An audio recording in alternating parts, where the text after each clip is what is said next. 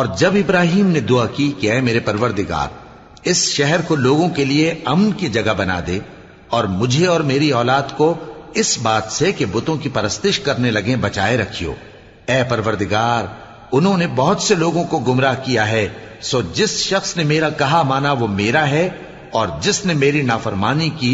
تو بخشنے والا ہے، مہربان ہے۔ اے پروردگار میں نے اپنی اولاد ایک وادی میں جہاں کھیتی نہیں تیرے عزت و ادب والے گھر کے پاس لا بسائی ہے، اے پروردگار تاکہ یہ نماز پڑھیں سو تو لوگوں کے دلوں کو ایسا کر دے کہ ان کی طرف جھکے رہیں اور ان کو میووں سے روزی دیتے رہنا تاکہ تیرا شکر کریں۔ اے پروردگار جو بات ہم چھپاتے اور جو ظاہر کرتے ہیں تو سب جانتا ہے، اور اللہ سے کوئی چیز مخفی نہیں، نہ زمین میں نہ آسمان میں۔ اللہ کا شکر ہے جس نے مجھ کو بڑی عمر میں اسماعیل اور اسحاق بخشے۔